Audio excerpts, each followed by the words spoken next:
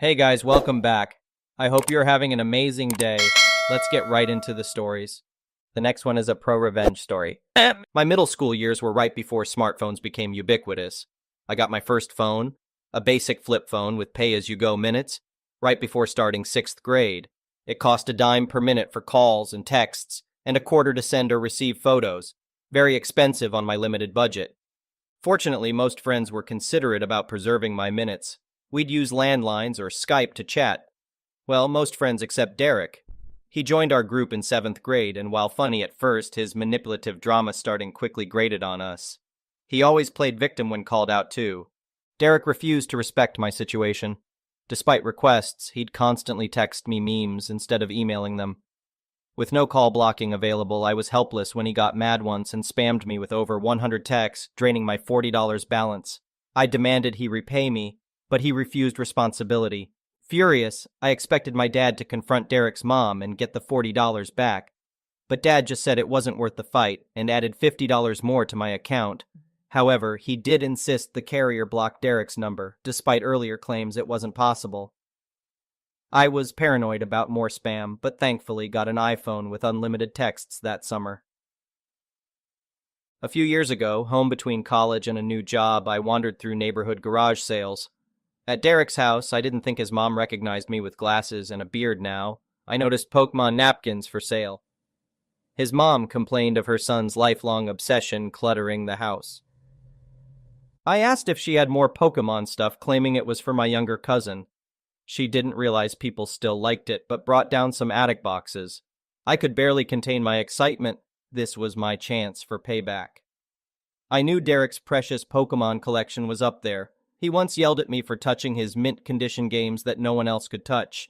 The first box was junk, but then, jackpot. Dozens of perfect Pokemon games and consoles. Binders of rare cards, too, and a box of Lego sets, including Star Wars I knew were valuable.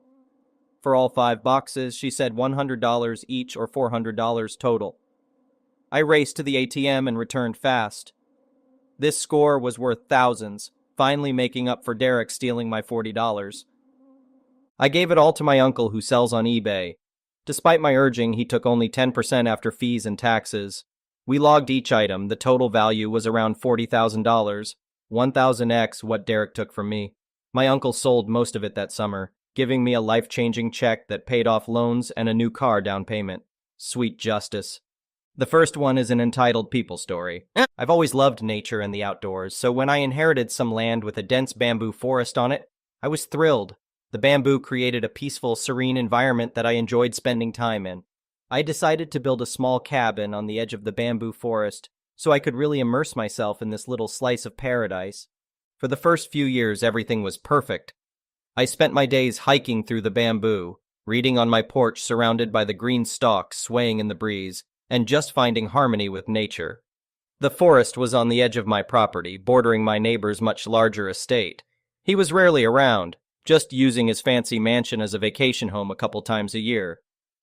I'd wave politely if I ever saw him, but other than that, didn't have much interaction with the guy. That all changed one morning when I woke up to the deafening sound of heavy machinery. I rushed outside in my pajamas to find a bulldozer plowing down the bamboo stalks on the edge of my property. My heart dropped as I watched acres of bamboo get mowed down by the giant machine. I ran over, frantically waving my arms and yelling for them to stop. The bulldozer operator finally noticed me and killed the engine. I demanded to know what was going on and who authorized this destruction. That's when my neighbor strolled over casually like nothing was wrong. He started going on about his plans to build a golf course and pool house over here, and how the bamboo had to go because it didn't fit his vision. I was flabbergasted. Did this guy really think he could just bulldoze down a forest that wasn't even his? When I pointed out that this was my property, he just dismissed me with a wave of his hand. It's a minor technicality. I'm sure we can come to some agreement. Name your price. I saw red. This bamboo forest meant everything to me. I told him there was absolutely no amount of money that could replace what he was so recklessly destroying. The bulldozer had already cleared away about an acre of bamboo. I demanded that he stop this instant and get off my property. The neighbor just chuckled condescendingly. Look, you're being irrational. Don't worry, my landscaper will plant you some nice decorative shrubs and all this will be forgotten. Before I could respond, he signaled to the bulldozer operator to fire up the engine again. I had no choice but to get law enforcement involved. Thankfully, the police arrived pretty quickly and were able to stop the destruction before more damage could be done. Over the next several weeks, I wish I could say things improved, but they only got worse. My neighbor kept sending his landscaping crew over to clean things up, which really meant destabilizing the remaining bamboo stalks and trying to kill off the forest. He even had the audacity to build a retaining wall and paved path going through my property to connect his mansion to where he wanted to build the golf course. I put up no trespassing signs, which he completely ignored. Every day it was another infringement on my rights and destruction of the bamboo forest I held dear. I tried reasoning with the guy, but he refused to listen, determined to get his way no matter what. Finally, I'd had enough. I wasn't going to sit there helpless while this entitled jerk destroyed what was rightfully mine. I hired myself the meanest, toughest lawyer I could find. She helped me slap my neighbor with a massive lawsuit for illegal trespassing, encroachment, and damaging my property. We sued him for millions in damages, and even got an injunction to stop any continued work on my land while the lawsuit was underway. Of course, Mr. Moneybags tried some underhanded tactics like hiding evidence and dragging the case out, but my legal team was diligent. After months of grueling court proceedings, we emerged victorious. The court issued a permanent restraining order, forbidding my neighbor from coming near my property again. He had to pay a huge sum in damages, which I happily accepted, though it pained me to put a dollar value on my beloved bamboo forest. I think what hurt him most was the judge forcing him to forfeit the adjacent land where he was trying to build the golf course. My neighbor was livid, but I didn't care. Justice had been served. I took great satisfaction in seeing his entitled, smug face scream and turn purple with rage as the verdict was read. Maybe next time he'll think twice before trying to bulldoze land that doesn't belong to him. With the lawsuit settled, I could finally start to heal and rebuild. I used some of the money to have bamboo replanting experts restore parts of the forest that had been lost. It gave me hope to see little bamboo shoots already starting to spring forth from the earth. There was a long way to go, but I was committed to nurturing the forest back to health. The one positive outcome was that the entire legal battle brought my community together. My neighbors were horrified at what I had been through and became passionate advocates for preserving our natural spaces. We started a neighborhood watch program to look out for each other's property. Sometimes I'll still catch myself gazing wistfully at an empty patch of land, remembering the towering grove of bamboo that once stood there. But the bird song drifting through the brisk morning air and the rustle of new bamboo stalks reminds me to stay hopeful. We may not be able to replace what was lost, but with time and care we can grow and nurture something beautiful once again. Though the journey was difficult, I found solace knowing that I fought for what was right. I refused to let my principles and love of nature be bulldozed like my neighbor tried to do with my bamboo forest. The law can seem slow and ineffectual at times, but ultimately it served its purpose in my case. After months of anguish, the courts compelled that greedy, entitled man to take accountability. It set an important precedent. No matter how rich and powerful you are, you can't go around trampling other people's rights. As I sit here on my porch, sipping tea surrounded by the tranquil whisper of bamboo stalks, I feel grateful. Grateful that I was able to save a portion of this exquisite forest that has nurtured my soul. And grateful that somehow, even after such greedy destruction, there is still new growth pushing forth, a reminder of nature's resilience. The coming days will not be without challenges, but I will face them strengthened with the lessons of the past. Though scars remain, hope blooms as bright as the morning dawn. And hope is what we must cling to in order to continue growing. The next one is a petty revenge story. My 40M, almost 4-year-old daughter loves grocery shopping with me, especially if we get one of those race car grocery carts. If it's a slow time at the store, I take her to the deli, where there is a wide open space in the corner, and spin a circle with the cart. She loves it. It usually gathers smiles in the rare case someone is nearby. Just a dad having fun with his daughter, right? Just yesterday, after doing a single spin, we went on our way when an older lady, I'd say early 70s, came towards us, shaking her head and glaring at us. I gave her a perplexed look in response to her scowl, and she muttered something about having absolutely no respect for public spaces. I responded, "Sorry, ma'am, I was just having fun with my child. Sorry to have offended you. Have a nice day." I thought that was that and was happy to move on, but she continued. Her, shame on you for teaching your child such poor manners. I taught my children how to behave in public. Me. Clearly that's a lesson you didn't bother to learn yourself. I wonder how well they turned out. Her muttered something about them being perfect. My almost 4-year-old is extremely perceptive and sensitive, and asked if she had done something wrong. I then explained as loud as I could. Me. Absolutely not, honey. That's just a very grumpy old bully. She angrily responded, I am not grumpy, I just want to be left alone. Me, with my stern face. No? Well, you certainly are a bully then, and if you want to be left alone, I strongly suggest you start minding your own ducking business. You taught your children to behave in stores. I'm teaching mine to stand up to bullies like you. Thank you for this perfect teaching moment. She finally caught the hint to shut her trap and moved along, still muttering and shaking her head. Petty revenge commences. Twice more we encountered her in the other aisles, and I made sure to overdo the race car theme, but would abruptly stop when we got near her, saying loudly to my daughter, Careful now, honey. We don't want to anger the fun police. And my daughter played along perfectly. As fate would have it, we were approaching the checkout at nearly the same time. We got there first, but I magnanimously allowed her in front of us to be first in line at the solitary manned checkout, knowing she would complain, and she did not disappoint. She immediately started to explain to the till person that she was harassed by me and my daughter this whole time, and how we were disrupting the whole store. The till lady cautiously looked over at me, and I just gave a totally confused shrug. I'm still in my formal work clothes, suit and tie, and my daughter is wearing her adorable poofy fairy skirt, picture-perfect innocence. Having obviously seen me let the lady in front of us in line, the till person gave me an apologetic smile and just nodded and smiled, humoring Karen. She must have tried complaining further at customer services because we were now leaving at the same time, despite our full grocery cart, a child insisting on helping with the bagging. Once outside, I made sure to drag race that cart past her as loud and as obnoxiously as I could, and my daughter squealed in delight. Nah. I didn't even bother looking back at that crusty old idiot. She ruined my shopping outing. I hope I ruined her entire day. I do feel bad for people that are this desperately miserable, but I also have zero patience for them taking it out on other people just trying to enjoy a sliver of joy in their day.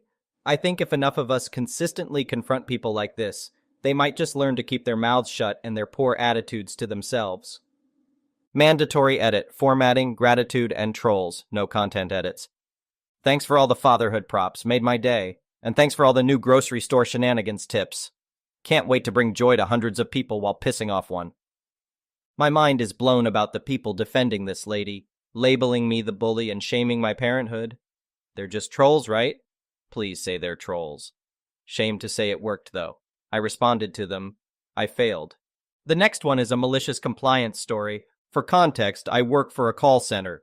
We handle customer questions, complaints, and help process transactions on the person's account. Third call of the day. I receive a distressed woman who is needing to take out a withdrawal to help pay for rent because she received a notice to vacate. I give my usual greeting and let her know I'll be helping her today. I set up my plan of going over her contact information and then providing information on any withdrawal availability. I start with confirming her address and all hell breaks loose. I drowned her goldfish, I ran over her dog, and I mowed over her bunny rabbits in the backyard. She proceeded to scream at me when I attempted to give her instructions on how to update the address. She told me very boldly that she will not be calling anyone and that it is my job to fix the problem. Due to her employment status, I am unable to update address information and we have to send them back to their HR for an update. I kept trying to explain it to her on why I couldn't, but she wouldn't listen. When I was finally able to get a word in, I explained to her that I would be unable to process her withdrawal request for her reasons stated. Due to an IRS guideline, the address on file must match the address on the notice. Since it does not, I could not help her. Oh boy, she then started screaming at me. She kept telling me that it's my fault this happened and that I need to fix this situation. Now my job has a zero tolerance for escalated participants. I could have easily put her on hold and reached out to our escalations team. I decided that I would keep the call because she wasn't threatening me in any way, just being unreasonable. I attempted again to give her information on who she could speak with, but she kept talking over me. I finally hear her blurt out, "Stop talking. You talk too much and you're not answering my questions.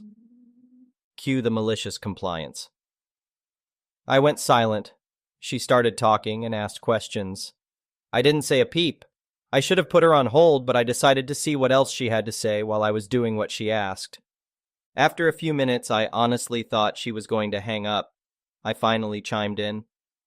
Oh, did you want me to speak now? Because earlier you didn't want to hear what information I was trying to give you. Are you ready for it now? She was still screaming at me. I attempted one more time to get her the information she was wanting, but she wouldn't stop talking over me. I even paused quite a few times so she could just say whatever other nonsense she had to say. Eventually, she hung up out of frustration. I reiterated a few times that I want to help her, but I will not fight for the right to speak over her. The next one is an entitled people story. For a small bit of context, we live in the US, so we drive on the right side of the road, and passenger side is the right side of the car. My local grocery store is located in a small shopping center directly off one of the main roads that pass through my town. Behind the shopping center is a fence cutting it off from a side road, and across that road is a playground and field area for soccer and other such sports. Surrounding this park and behind it are blocks worth of houses.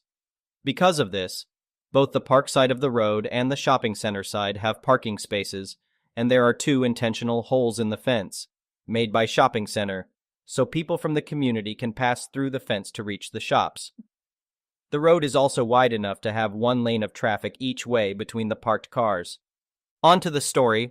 My family lives about 3 short blocks behind the shopping center, so instead of going around the long way and parking in the shopping center parking lot, my husband and I regularly park along the fence in one of the marked parking spots, and walking through the fence to shop at the grocery store.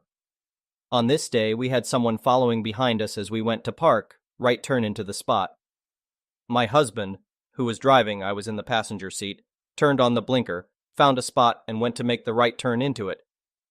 The woman driving behind us thought it was a brilliant idea to keep going straight to go around us on the passenger side. So as you can expect, she hits the passenger side, right where the door's hinge is located, and then scrapes along the side to the front. My husband and I are shocked, but pull up a bit further to a spot about 2 or 3 down, park and get out of the car to inspect the damage and find out what happened. I had trouble opening my door, but after a small bit of force managed to get it open. Damage wasn't too bad, but we were definitely shook. Then, before we had a chance to react, the woman charged at us, screaming that we're irresponsible and hit her.